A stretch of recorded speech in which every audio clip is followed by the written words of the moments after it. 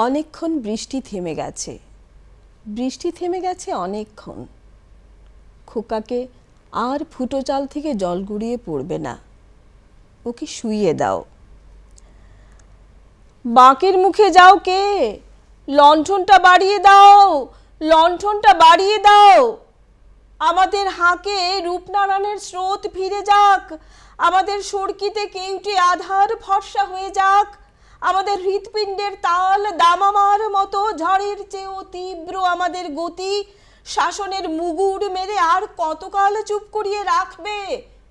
এসো, বাইরে এসো। আমরা হেরে যাব না, আমরা মরে যাব না, আমরা ভেসে যাব না। নিঃস্বতার সমুদ্রে একটা দ্বীপের মতো আমাদের বিদ্রোহ, আমাদের বিদ্রোহ মৃত্যুর বিভীষিকার বিরুদ্ধে।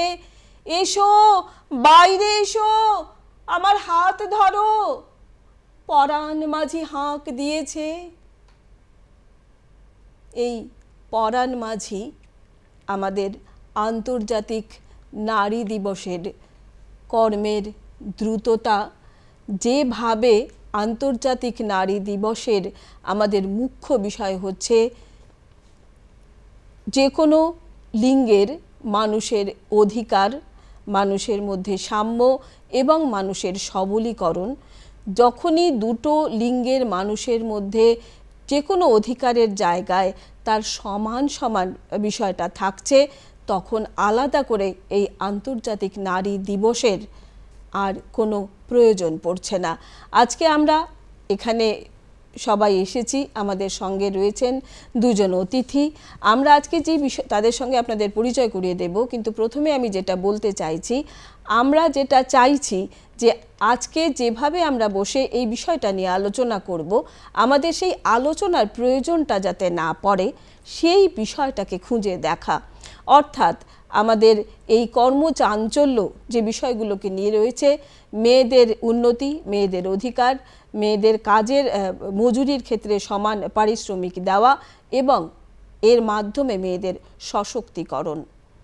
সেখানে নারী দিবস বা নারী বিষয়ক কোনো কথা বললে আমরা প্রথমে যে শব্দটা কে নিয়ে ভাবি সেটা হচ্ছে নারীবাদ। নারীবাদ বলতে একটা ভুল ধারণা অনেক সময় আমাদের মধ্যে কাজ করে যে নারীবাদ বলতে মেয়েরা মেয়েদের কথা বলবে, মেয়েরা মেয়েদের ভালো চাইবে, মেয়েদের উন্নতি হবে। নারীবাদ মানে হচ্ছে আমরা যখনই উভয় লিঙ্গের মানুষকেই সমান চোখে দেখব, তাদের সমানভাবে ভালোবাসবো, আর সেই ভালোবাসার জায়গাটা যদি থাকে তাহলে একেবারে হাত ধরাধরি করে মেয়েদের উন্নয়ন, মেয়েদের ভালো থাকার জায়গাটাও চলে আসবে। এবং সেই নারীবাদকে যদি আমরা যদি একটু খোলাখুলিভাবে দেখি, জাস্ট ছোট্ট করে আমি বলতে চাইছি এখানে, তাহলে আমরা দেখব যে দুটো ধরনের নারীবাদ বা ফেমিনিজম নিয়ে কথা বলা হয় সবসময় জেনারেলি। সেটা হচ্ছে, একটা হচ্ছে লিবারেল ফেমিনিজম, একটা হচ্ছে র্যাডিক্যাল ফেমিনিজম। তো লিবারেল ফেমিনিজম আমি এটা উদাহরণ দিয়ে বলতে চাইছি, যেমন ধরুন রাস্তায় যাচ্ছি, আমরা বাসে করে যাচ্ছি, কোনো কারোর সঙ্গে কোনো মেয়ের সঙ্গে কোনো অভব্য আচরণ হলো, সেই পরিস্থিতিতে আমরা যখন সেই মেয়েটি যখন সঙ্গে সঙ্গে প্রতিবাদ বা প্রতিরোধ করে, আমরা সেটাকে বলতে পারি লিবারেল ফেমিনিজম। এবং র্যাডিক্যাল ফেমিনিজমের ক্ষেত্রে আমরা দেখব যে এই যে প্রসেসটা আমাদের চলে আসছে, যেভাবে 3 তালাক প্রথা হয়েছে, 3 তালাকটা কি বলবো এখন আইন করা হয়েছে, বন্ধ করা হয়েছে, সেইখানে যেভাবে মেয়েরা অনেক বেশি একটা সেফ জায়গায়, নিরাপদ জায়গায় চলে এসছেন তাদের ভবিষ্যৎ বিবাহিত মহিলারা, সেই রকম আরও অনেক অনেক প্রথা হয়েছে। আইনিগতভাবে ছোট ছোট ছোট ছোট করে পরিবার, তারপর পারিপার্শ্বিকতা, তারপর সমাজ, তারপর তার কর্মক্ষেত্র, তারপর তার রাজ্য, দেশ এবং সমগ্র বিশ্ব এবং জাতির যে উন্নয়ন হচ্ছে, সেটাকে আমরা র্যাডিক্যাল ফেমিনিজম হিসেবে ধরতে পারি। তো এই সব কিছু আমি বলবো না, আমাদের সঙ্গে রয়েছেন দুজন অতিথি, আগেই বলেছি। আমি প্রথমে আপনাদের পরিচয় করিয়ে দিতে চাইছি। প্রথমে রয়েছে, আমরা পেয়েছি ঝুমুর পাণ্ডে দিদিকে। ঝুমুর পাণ্ডে আপনারা দেখতে পাচ্ছেন, দিদি নিজে খুব সুলেখক, সাহিত্যিক। তার এই অঞ্চলের বিভিন্ন বিষয়, বিশেষ করে চা বাগানের লোকেদের জীবন, তাদের চর্যা, তাদের নিয়ে, তাদের সুখ দুঃখ, তাদের চাহিদা, এসব বিষয় নিয়ে দিদি নিরন্তর কাজ করে যাচ্ছেন। তার সাহিত্যেও আমরা তার রেখাপাত দেখতে পাই। দিদি মানব কুসুম বিতান ট্রাস্ট বলে একটা সংগঠনের সম্পাদক এবং এর মাধ্যমে তিনি সমাজের দুস্থ পিছিয়ে পড়া শ্রেণী এবং চা বাগানের লোকেদের জন্য কাজ করে যাচ্ছেন সব সময়। ব্যক্তিগত উদ্যোগেও দিদি বিভিন্ন কাজ করে যাচ্ছেন, বিশেষ করে মেয়েদের যেসব সমস্যা রয়েছে সেই পিছিয়ে পড়া মেয়েদের জীবনে স্বাভাবিকভাবেই কিছু বিশেষ কি বলবো অতিরিক্ত সমস্যা থাকে, যেটার থেকে ওদের প্রতিদিন উত্তরণের পথ খুঁজে বের করতে হয়। সেই উত্তরণের পথ বের করতে সাহায্য করেন আমাদের ঝুমুর দিদি। সঙ্গে রয়েছেন আমরা পেয়েছি সুমিতা বিশ্বাস, তিনি মনস্তত্ত্ববিদ। সুমিতা বিশ্বাসকেও আমরা সবাই চিনি, তিনি মনস্তত্ত্ববিদ হিসেবে তো পরিচিত রয়েছেন, তার সঙ্গে আসাম প্রদেশের যে রাজ্য পর্যায়ের যে শিশুদের যে মনস্তাত্ত্বিক বিষয়গুলো দেখাশোনার যে কমিটিটা রয়েছে তার তিনি সদস্য ছিলেন, যেটা একটা এক্সিকিউটিভ র্যাঙ্কের সদস্য তিনি ছিলেন এবং সেখানে কাজ করে গেছেন। এবং ব্যক্তিগতভাবে তিনি নিজেও শিশুদের নিয়ে বা মনস্তাত্ত্বিক মেয়েদের বিশেষ করে বিভিন্ন সমস্যা আসে সেগুলো নিয়ে তো তিনি ব্যক্তিগতভাবে কাজ করছেনই। তার কাছ থেকে আমরা বিস্তারিত এই বিষয়গুলোও জানবো, কিন্তু যেভাবে শিশুদের সুরক্ষার ক্ষেত্রে যখন উনি কাজ করতে গেছেন তখন যে শিশু কন্যা এবং তাদের যে বাল্য বিবাহ বা চাইল্ড ট্রাফিকিং থাকে, তো এইসব বিষয় কিভাবে উনি মোকাবিলা করেছেন, কি বিভিন্ন ঘটনা উনি দেখেছেন, এই বিষয়গুলো জানবো আমরা বরাক উপত্যকার ভিত্তিতে। আজকের এই নারী দিবসে বরাক উপত্যকার যে এই দুটো দিক তারা তুলে ধরবেন, এই পর্যায়গুলো আমরা জানবো। তো প্রথমে আমি যাচ্ছি ঝুমুরদির কাছে। ঝুমুরদি, আপনি আন্তর্জাতিক নারী দিবসের ইতিহাস এবং তারপরে আপনার কাজকর্মের বিষয়ে কিছুটা আমাদের আলোকপাত করুন। আন্তর্জাতিক নারী দিবস বলতে আমরা বুঝি যে 1908 সালে আমেরিকার হে মার্কেটে জার্মান মহিলা ক্লারা জেটকিনের নেতৃত্বে যে একটা আন্দোলন, মহিলা আন্দোলন হয়েছিল, বিভিন্ন ছিল, মানে দাবিগুলো বিভিন্ন ছিল। প্রথম দাবি ছিল যে ওদের সমানাধিকারের দাবি, চটকল শ্রমিকদের দাবি, ভোটাধিকারের, মানে ভোটাধিকারের দাবিটাই ছিল প্রধান। তখনও মহিলারা ভাবতে এখনো কেমন লাগে, আমরা এটা বুঝতে পারি না এখন, কিন্তু ওই সময় ভাবতে কেমন লাগে যে ভোটাধিকারের জন্য মানুষকে আন্দোলন করতে হয়েছে। তারপরে ভোটাধিকার হলো, অনেক কিছুই মহিলারা পেল। আজ 1908 থেকে আজ 2025, কিন্তু 2025-এও এসে আমরা দেখছি কি যে মহিলারা খুব একটা এগুতে পারেনি, মানে কি অনেকভাবেই এগুতে পারেনি। মধ্যবিত্ত বলো আর উচ্চবিত্ত বলো আর নিচের ক্লাসের যারা আমরা দেখছি ওদের বলো। তা আমি নিচের ক্লাসের বলতে গেলে বলছি আর কি নিম্নবিত্তদের কথা। চা বাগানের কথা বললে তুমি, চা বাগানের যে বিষয়গুলো বলছিলেন, ওদের চা বাগানের একটা আলাদা ধরন আছে, আপনি সেটাই বলতে চাইছিলেন যে অন্য মেয়েদের থেকে চা বাগানের যে মহিলারা রয়েছেন ওদের হয়তো একটু স্বাধীনতার ব্যাপারটা বেশি রয়েছে কিনা কোনো একটা দিকে। ওই কথাই আমি বলছিলাম। আমি আসলে চা বাগানে বড়ও হয়েছি, আর ছোটবেলা থেকে মানে ওদের ভেতরে একটু কাজকর্ম করার চেষ্টা করি। ভাষাও তো আপনি খুব ভালোই জানেন। চা বাগানে অনেক ভাষাই আছে, যেমন কুরমালি প্রধান, মানে যারা পুরুলিয়া বাঁকুড়া থেকে এসছেন, তারপরে যারা বিহার ইউপি থেকেও এসছেন, ওদের ভাষা ভোজপুরি। মেয়েদের কথা যে বলছিলাম, আমি একটা কথা বলছি আর কি, যে ওখানে কিন্তু চা বাগানে আর কি সরাসরি সবাই মহিলারাও কাজ করেন।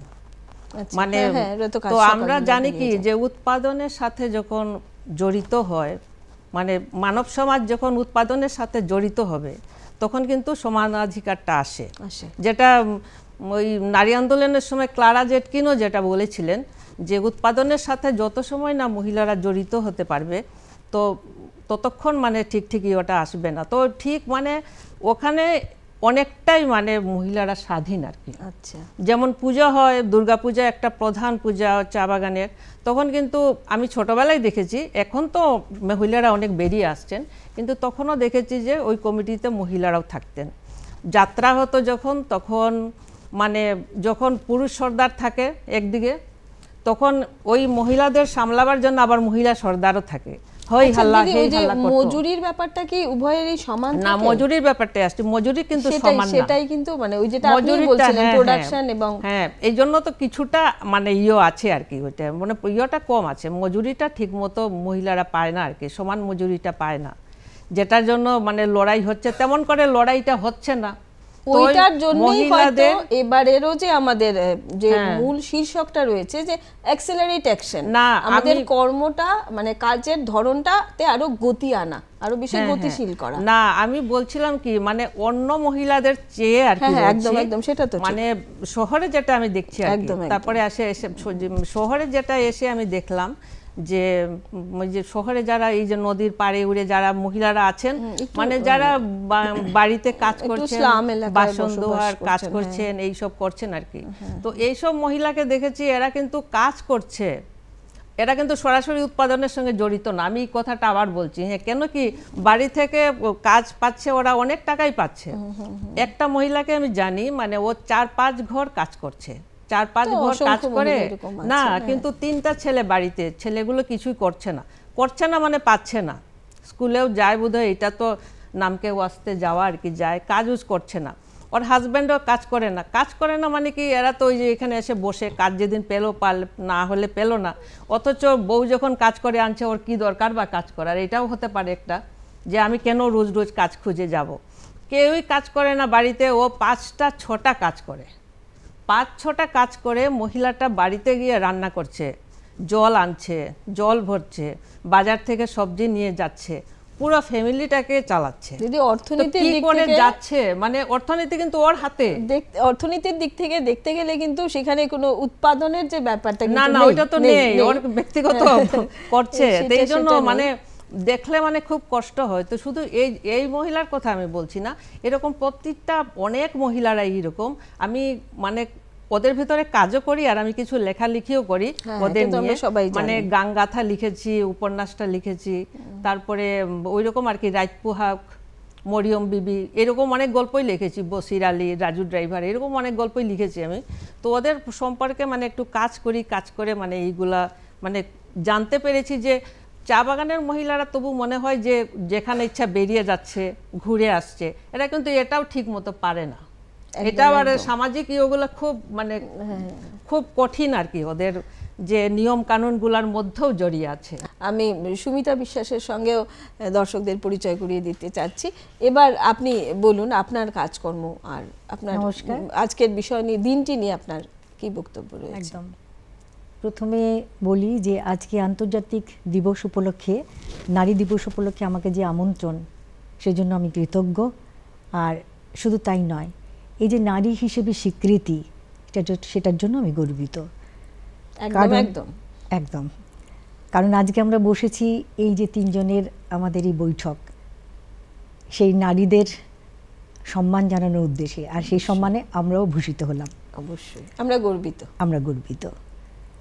আর সেই সাথে আমি সারা বিশ্ব জুড়ে যত নারী, সবার কাছে আমার অভিনন্দন রাখলাম।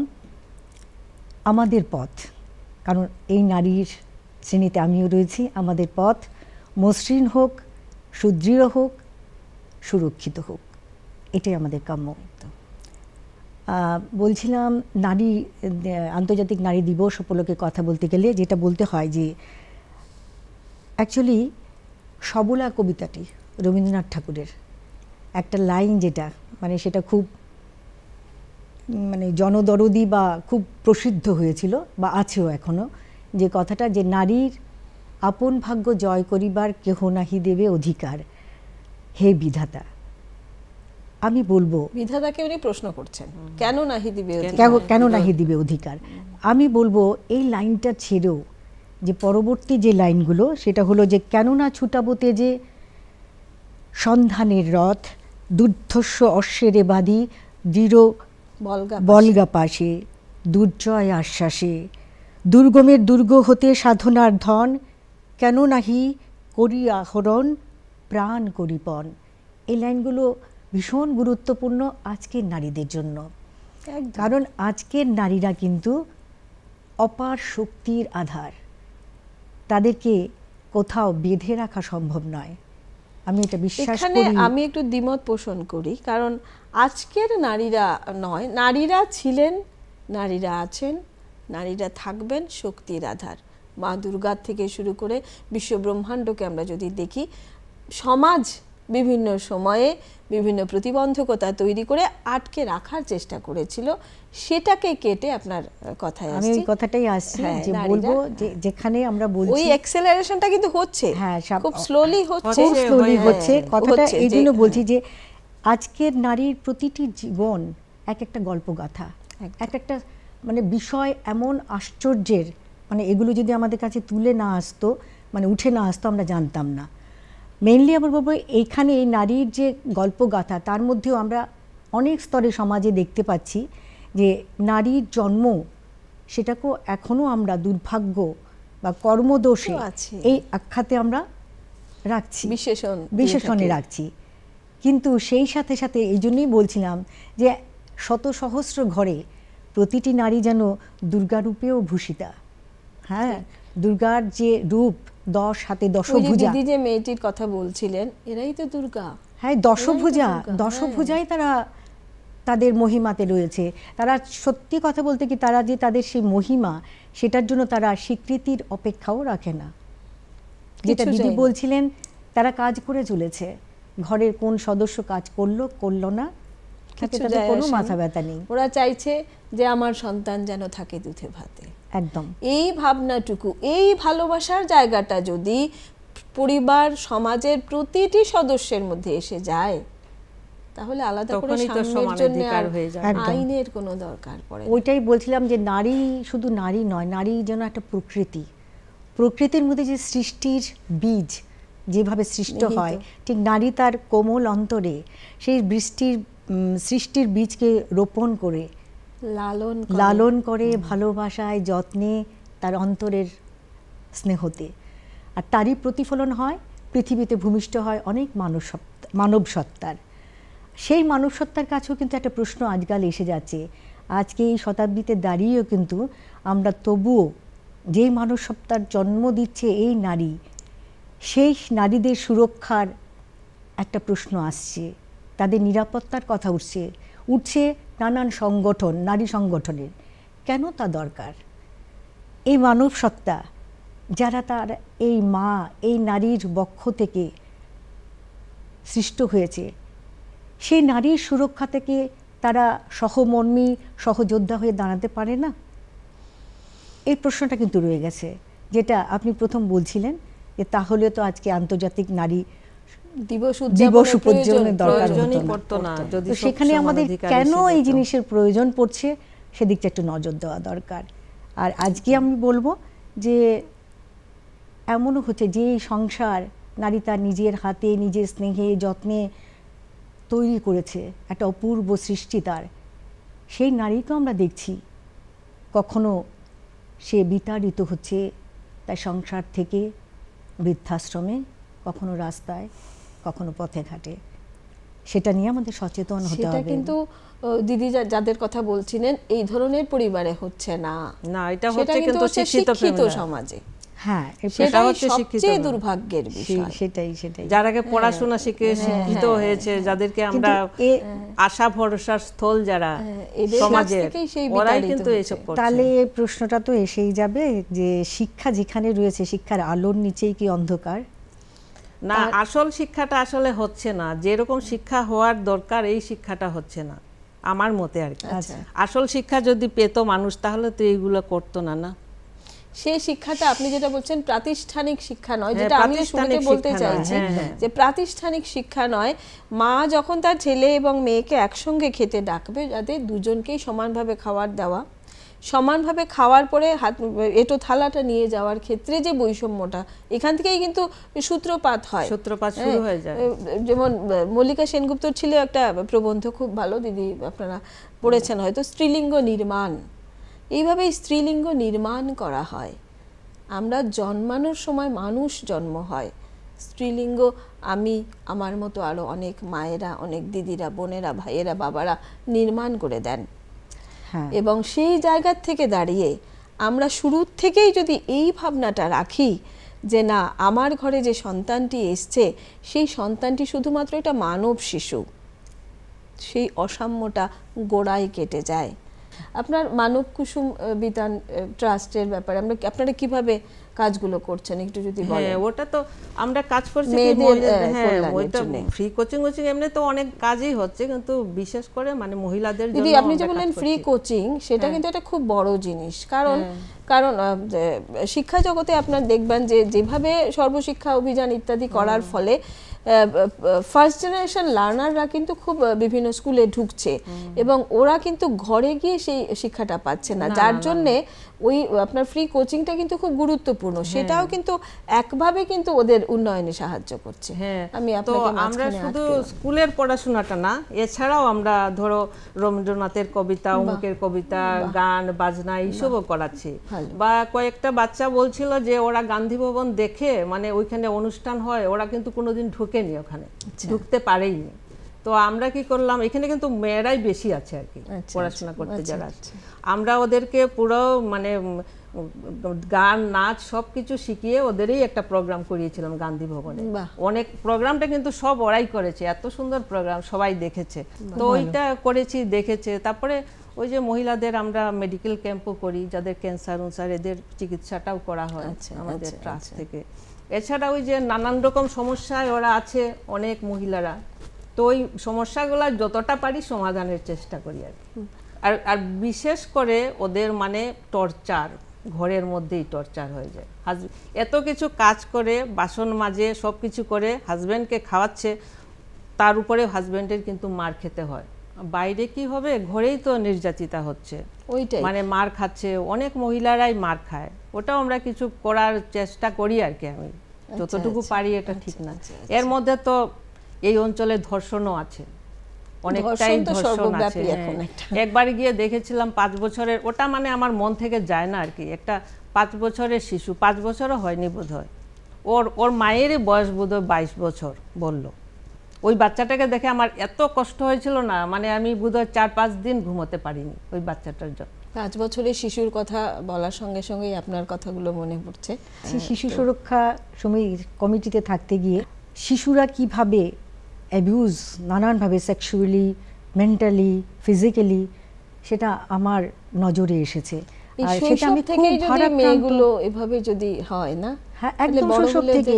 সবচেয়ে বড় কথা, যখন এই অ্যাবিউজ নানা রকম হচ্ছে না, এই অত্যাচার, সেটা কিন্তু আমরা মনে করি যে সেটা বাইরে, বাচ্চা সুরক্ষিত নয় বাইরে, কিন্তু খুব দুঃখের সঙ্গে আমার বলতে হচ্ছে এই সুরক্ষা কিন্তু ঘর থেকে, সুরক্ষার অভাব কিন্তু ঘরের থেকেই শুরু হয়। ঘরের পরিবারের কোনো সদস্য বা সদস্যরাই এটার জন্য দায়ী থাকে। আর এই অভিজ্ঞতা গিয়ে আমি এটা বলবো যে অনেক সমস্যা তো সত্যি আছে, কন্যারা বা ছেলেমেয়েরা নানানভাবে অত্যাচারিত হচ্ছে, সেটা শিশু শ্রমিক বলো, শিশু চাইল্ড লেবার তো আছেই, বাল্য বিবাহ আছে, কিডন্যাপিং আছে, মানে অনেকগুলো ধাপে ধাপে আমরা দেখেছি। চাইল্ড ট্রাফিকিং আছে, চাইল্ড ট্রাফিকিং, এই তো কিডন্যাপিং এর মধ্যেই চাইল্ড ট্রাফিকিং এসে যায়। তো এটার উদ্দেশ্য কিন্তু একটাই, মানে ওই নারীকে কোনোভাবে যদি ইয়ে করা যায়, ছেলেরও হয়, এটা আমাদের হয় না।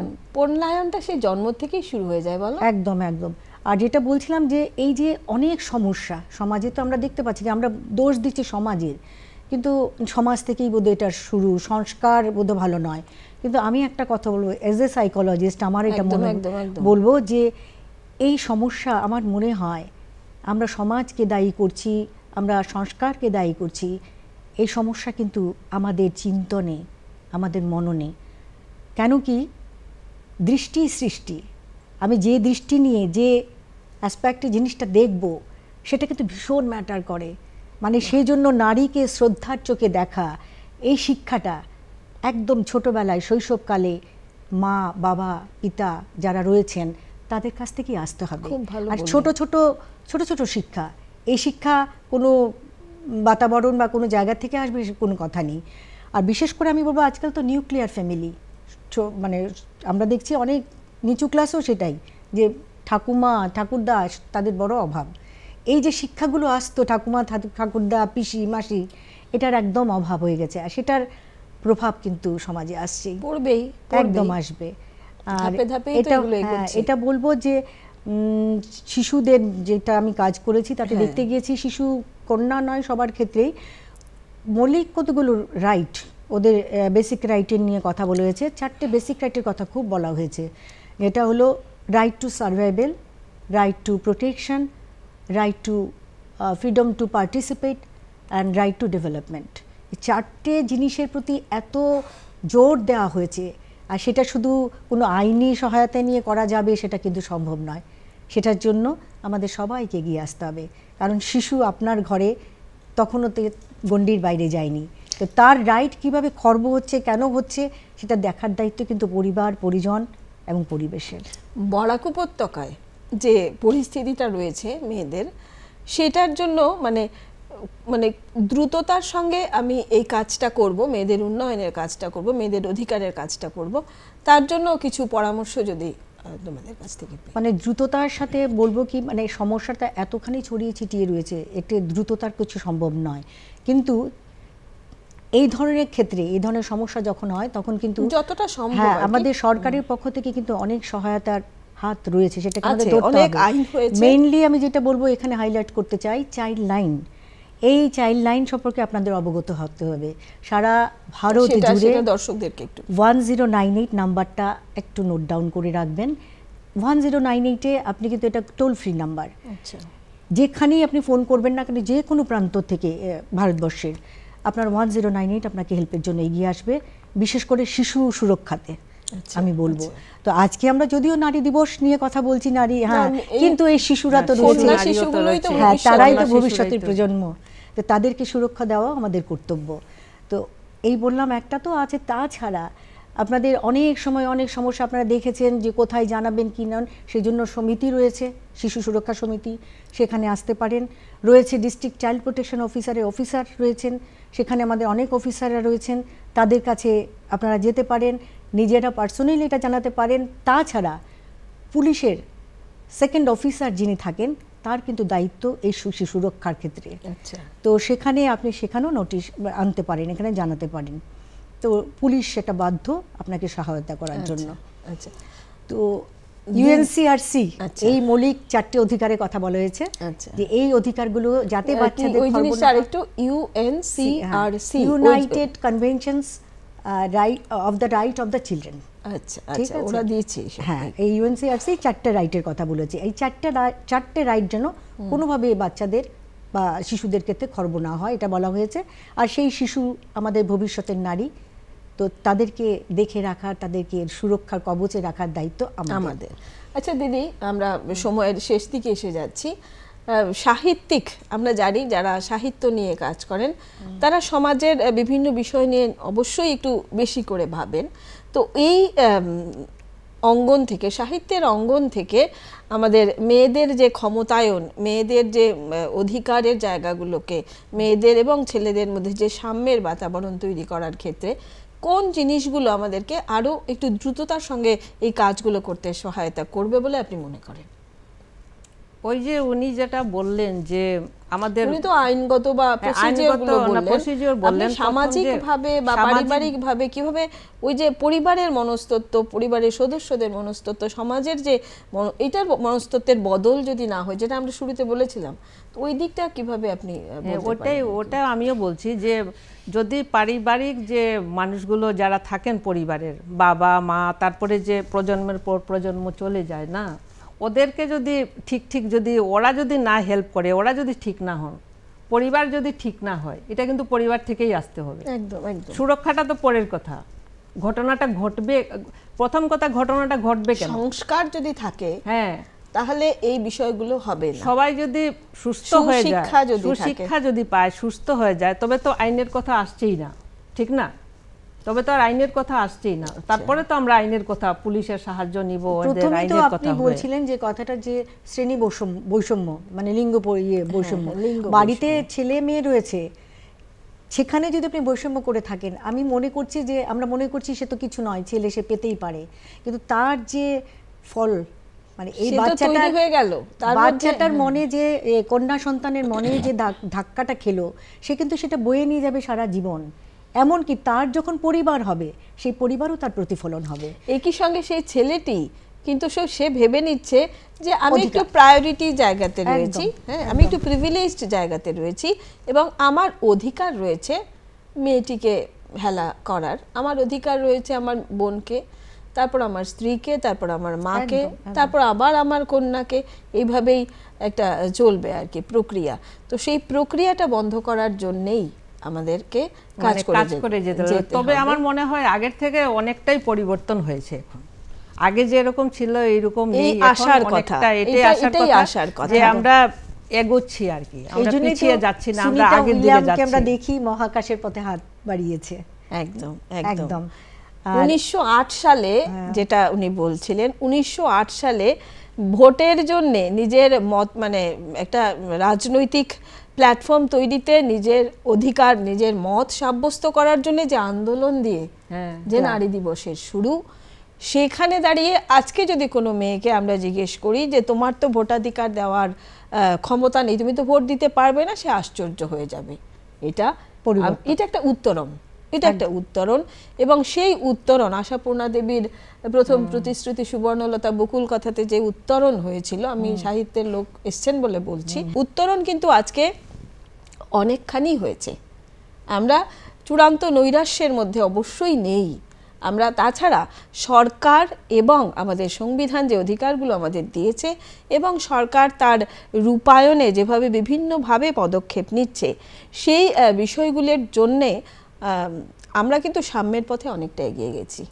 আমরা কিন্তু মেয়েদের অধিকার অর্জনের ক্ষেত্রে অনেকটা এগিয়ে গেছি। কিন্তু এখানে আমি বলবো যে দেনা পাওনার গল্পের যে নিরুপমা যে বাবাকে বলেছিল, বাবা আমি কি টাকার থলি, এই প্রশ্ন কিন্তু এখনো অনেক নিরুপমারা নিশ্চুপে প্রশ্ন ছুঁড়ে রেখে আমাদের কাছ থেকে পৃথিবী থেকে বিদায় নেয়। আর সেখানে সেটা যেন বিচারের বাণী নীরবে নিভৃতে যেন না হয়, সেটা যেন না হয়, সেটার জন্য আমাদের সরব হতে হবে অবশ্যই। তাই আজকে আন্তর্জাতিক নারী দিবসের এই দিনে আমি এই কি বলবো দশভুজা এই নারীদেরকে আমাদের আজকের এই অনুষ্ঠানে পেয়েছি, তার জন্য আমরা ওদের কাছে কৃতজ্ঞতা জানাচ্ছি, ওদের ভালোবাসা জানাচ্ছি এবং আন্তর্জাতিক নারী দিবস উপলক্ষে পরস্পরকে আমরা শুভেচ্ছা জানাচ্ছি।